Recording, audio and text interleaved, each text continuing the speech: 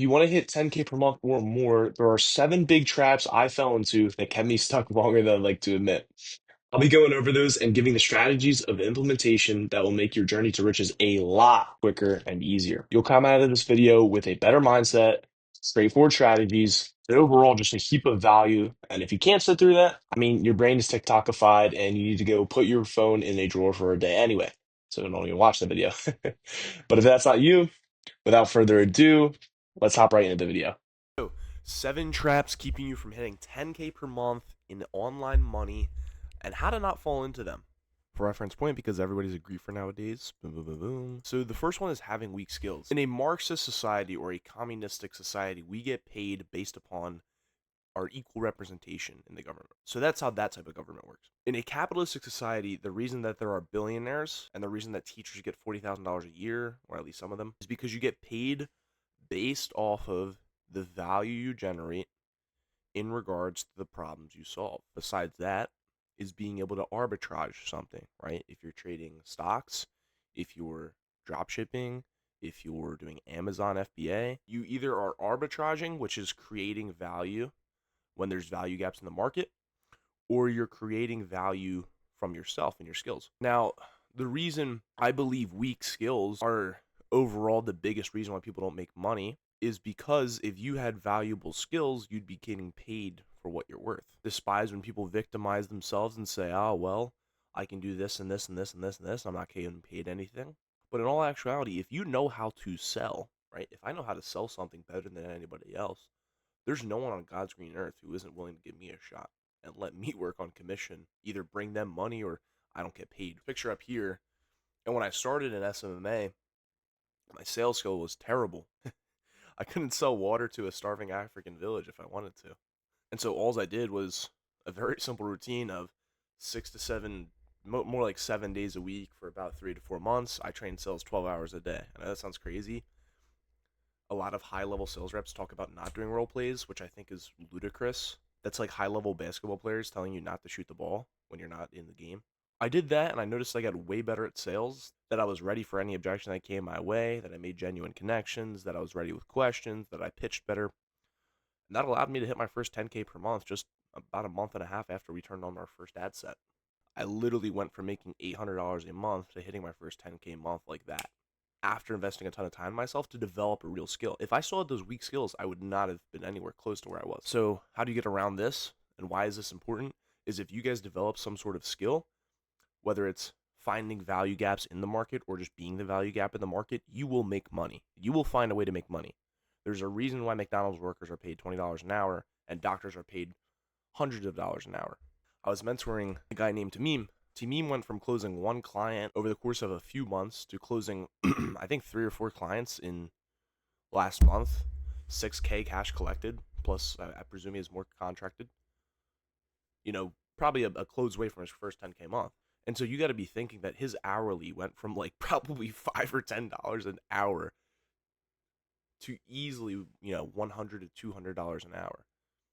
And this is why, again, I stress this enough. If you have skills, this internet money is absolutely absurd. Before I ramble too much, just get some skills, bro. It's that simple. Now, the next thing is, how often are you changing your system? Now, if you're watching this video, odds are you're an entrepreneur or you want to be an entrepreneur, right? And so the thing with entrepreneurs is we're always looking for how we can do things better. I like to think of it like, honestly, I am such a lazy person, and if you give a lazy person a problem to solve, they'll try to figure out the easiest way to solve that issue. That's just me. Maybe you're more hardworking than me, and to that I'd say, well, go make $100,000 per month. But the biggest thing is we have this ADHD brain, or at least I have ADHD, and we change our systems around so much in the pursuit of optimization. We want to have the most optimal thing. We want to put in the least amount of effort to get the most amount of results. But what I see, and if you're watching this video, odds are this has happened to you, is you don't even know where to start. Or if you've started, you've bounced through so many different things. You've tried social media marketing agencies. You've tried Amazon FBA. You've tried Fiverr. You've tried job shipping, FBA, YouTube channels, TikTok stuff, right? Automated YouTube channels, automated YouTube shorts. You've tried all these different things, or you've learned about all these different things, and you've basically put yourself in the trap of metaphorically stroking your Johnson, like masturbation while not actually progressing. You're just learning more about different business models, but that is literally wasted time. You don't need to know 500 different business models. You need to learn one. For me, for example, honestly, when I was growing up, that was my biggest issue. And it's the biggest reason I didn't make my first $10,000 per month. What kept me for so long was I tried stocks and I tried cards. I tried flipping shoes, investing into the Steam markets. I literally tried sports betting. Like, I tried all these fucking things. And it's like, if I just stuck with one of them, odds are I would have eventually found a way to get it good. So my advice for you, if you're watching this video, is you're either in the three positions. One, you haven't tried anything because you've seen a million different business models. So my advice to you is just to pick one and go with that. Number two, maybe you've picked your one business model, but you've been kind of fluctuating, going back and forth, going to Amazon FBA and then trying SMA. Maybe you're trying to build three different things at once.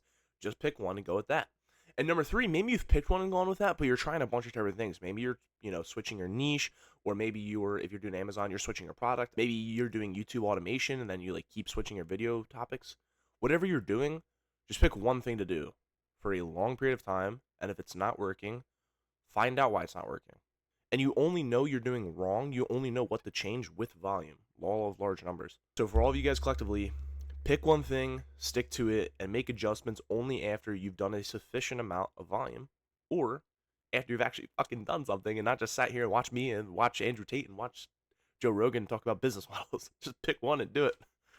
All right, now number three is, who do you surround yourself with? This is a topic that I believe there's more nuance and there's more than meets the eye. What defines a good friend and a bad friend doesn't necessarily mean the good friend is a entrepreneur, or he's running a business, or the same business as you, or he's doing better than you, or whatever. Having good friends just means that they're there to support you, they believe in what you do, they are not jealous or envious, and they genuinely believe and want you to succeed. If there's anyone in your life who does not believe in your success, why would you ever be friends with them or associate any sort of time with them? Even if that's your parents, even if that's your friends, your relatives, your best friends in elementary school.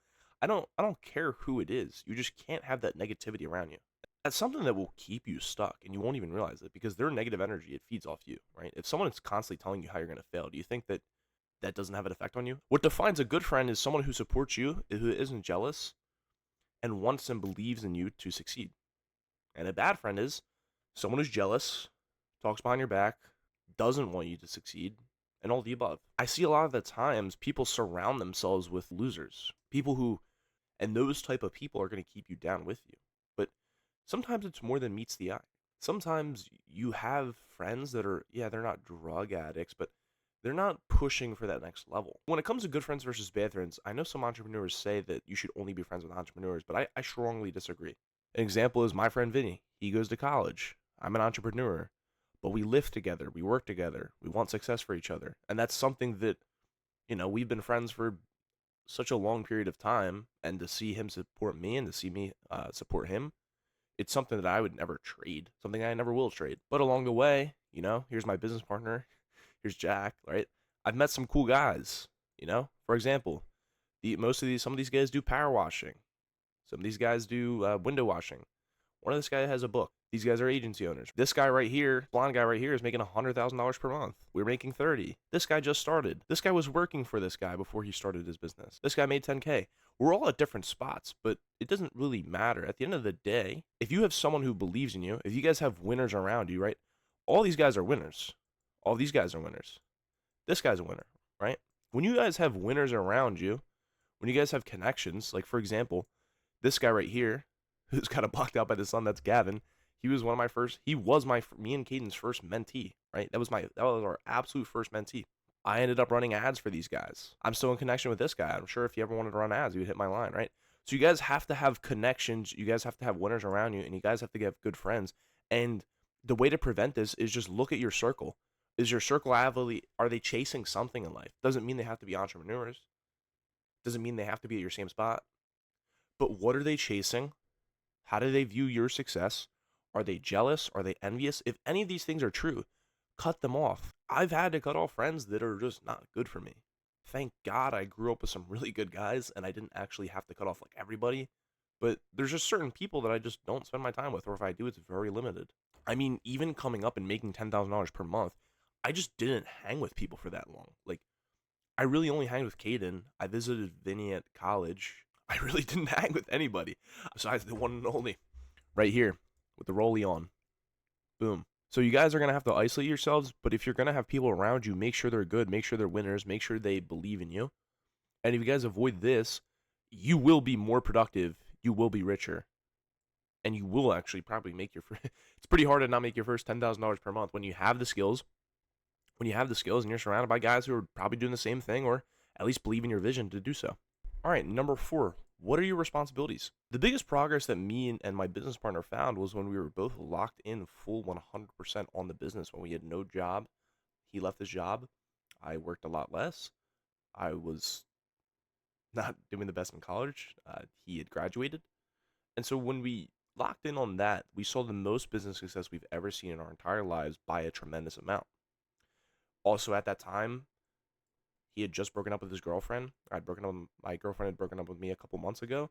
And so it was just this time in life where all we had was the business and all we could do was the business. And my friends were all away at college. Besides Caden, my friends were all away at college. Same thing with him. We didn't have anything else to do. We didn't have anywhere to go. It's Pennsylvania, the middle of December, November, January, February, March, right? There's nothing to do. There's no one to hang out with. There's literally nothing we could have done besides work, to be quite frank with you. And a lot of the times, what I see is two things. Either people have too many buckets to fill in terms of their life or their businesses. Maybe you're trying to start a business while working a job, while having a side hustle. Well, guess what's going to happen? You're probably not going to make it, or if you do, it's going to take a lot longer and it's going to be mediocre results. We can all be very productive and we can all be very hardworking, but either way, the person who focuses on one thing has a lot higher of an opportunity, even if they're less hardworking, even if they're less attentive, less intelligent, less naturally gifted, than the person who may have all those qualities, yeah, sure, but they're working on 5 different things. And the same goes as I'm sure 90% of you guys in life right now, you are working a job, or you're going to school, or you're doing both. Maybe you're doing a research thing on the side. Maybe you have a hobby. You like to golf every day. You like to hang with this group of friends and that group of friends. And maybe you have a family.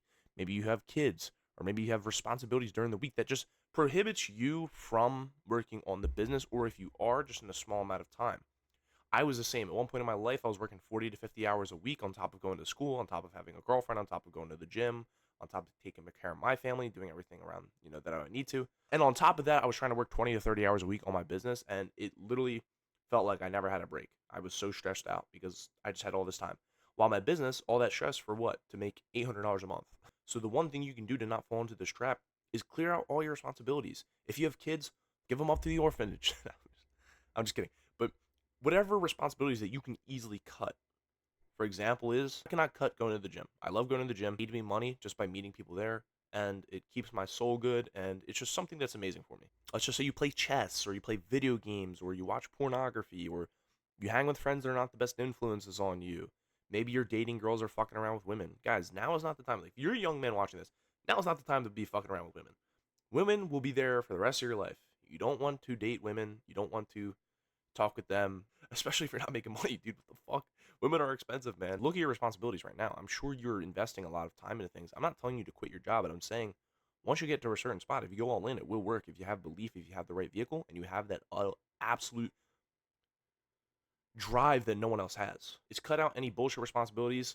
Don't be like my friend Matt here, always like chasing and talking to girls. All this guy does is focus on girls. So that's that. All right, number 5, your routine, your schedule, your to-dos, your consistency. So if you look over here, this is just an example of my schedule is, let me make this a little bigger. This is Monday through Saturday.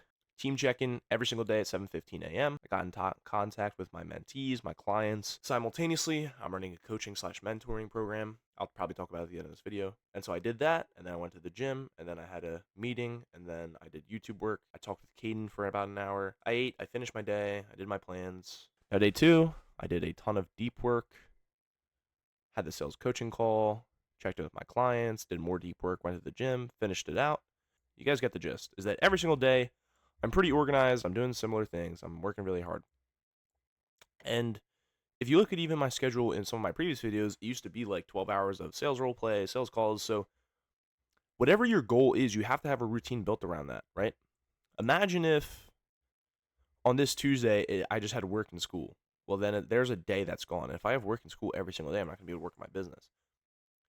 A big thing is most of you guys probably don't even have a flexed out Google Calendar routine that you guys actually follow on a consistent path. And to that, I say that is how you fall into the trap of being endlessly unproductive, in the sense that you're going to be feeling like you're productive because you made your Google Calendar at the start of the week, and then Monday you followed it, and then Tuesday you slowly fall off. And by the end of the week, there's just random words in there with some random assortment that's not actually indicative of the day you're going to be having. So, my action steps for you guys, probably 2x your productivity just by planning your week. And at the end of every single day, I adjust accordingly. I plan every single day pretty much from start to finish on Sunday or on Monday. And then throughout the week, I make subtle adjustments.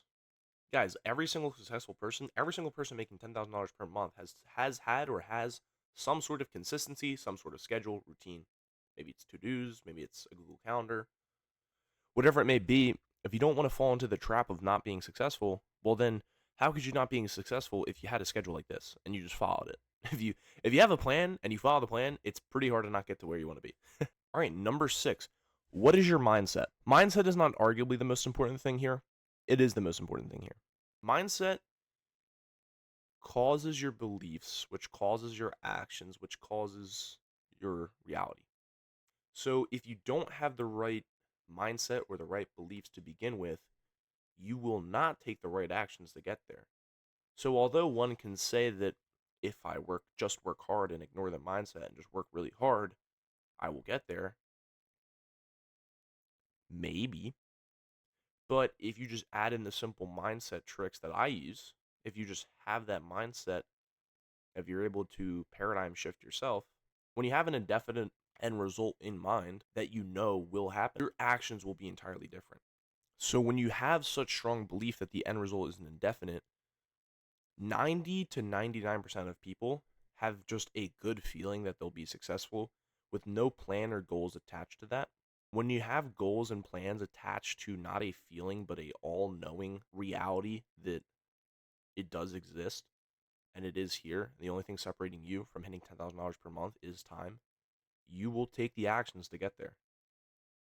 Your brain will start acting as that person, as the person making $10,000 a month. But it all starts with removing your limiting beliefs and sitting down with yourself and saying, what's holding me back? For me, it was a fear around moving too fast.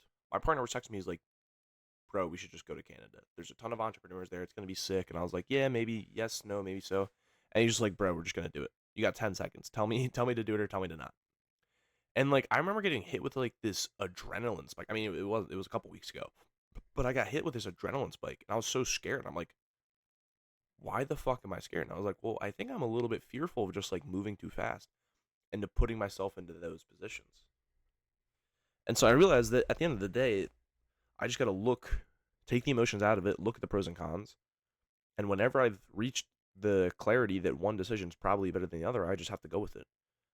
You guys got to look at it, look at your belief system, and the easiest way to tell is remove the end result.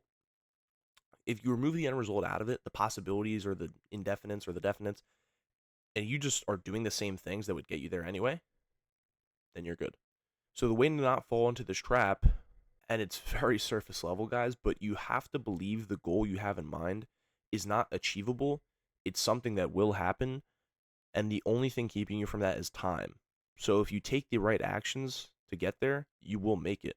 And if you have the belief you will get there, then your actions will automatically be that of which the actions that will inevitably lead you to prosperity in your goal. And finally, number 7 is help/mentorship. Now, this is me in Spain with my mentor, Eric Cavaliers. This is also my buddy with him, too. Now, when you guys have mentorships and you guys have help from someone, it's not only going to help your belief system, but it's going to help you easily make the actions. Think about it this way.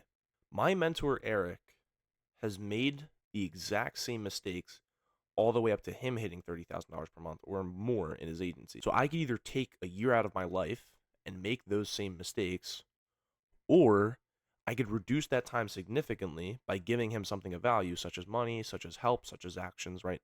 And so the biggest thing about mentorship is it'll help your beliefs, it'll help your actions and it'll speed the process up tenfold. Here's me in one of my sales coaching calls with my guys, right?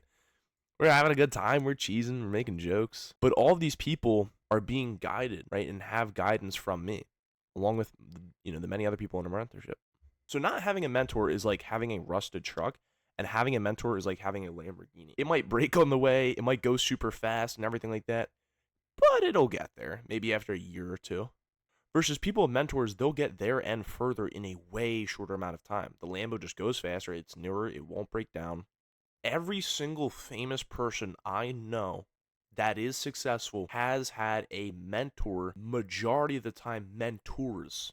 Many in a plural fashion. Even if you're watching YouTube videos right now to learn more, that's mentorship. It's just the very baseline of it. It's just advanced teaching of something. You all learned about online business from someone. They're theoretically your mentor. It's just the amount of mentorship and the amount of help you get directly dictates the results you're going to have, because it increases your belief, because they will help you take better actions as a result, so you can get there quicker because they've done it and they've made all the mistakes, and if they went back in time they would do it sooner.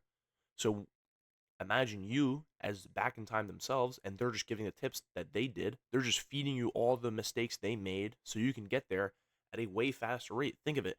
Have you ever played a video game and then the second time around, the first level's easier, second level's easier, everything's easier, faster, more swift? Imagine that, but on a scale of business. It takes many business owners years, if not decades, to get to the position to have a good business if they make it at all. But when you get actual one-on-one mentorship, it just speeds up that process. So if you're watching this video right now and you don't have a mentor, odds are it's one of two things. Either A, you're just that lazy that you've never found a mentor, or B, maybe it's in a financial security position. So I, if you guys found value in this video, I do have a mentorship going on right now. It is 2-on-1, meaning me and my business partner. We will teach you every single thing on how we made $30,000 a month. 2-on-1. You'll be able to privately text us, join the call such as this one, right? Get actual sauce, get access to our private course, everything like that. For just 5,000, no, I'm just kidding. Guys, it's free. Go high level affiliate. That's all we need you to be on, is our go high level affiliate. Think of it like you could either go to a gym and pay $10 a month, or you can go to the gym, pay $10 a month, but just on top of that, you also get a private trainer, privatized equipment, a meal plan, a exercise plan, daily check-ins, daily goals, daily calls, everything you'd want. But yeah, I hope you guys all found value in this video. If you use all these tips and don't fall into these traps, you'll hit $10,000 per month sooner than later. Hope you guys all have a good one, and without further ado, deuces.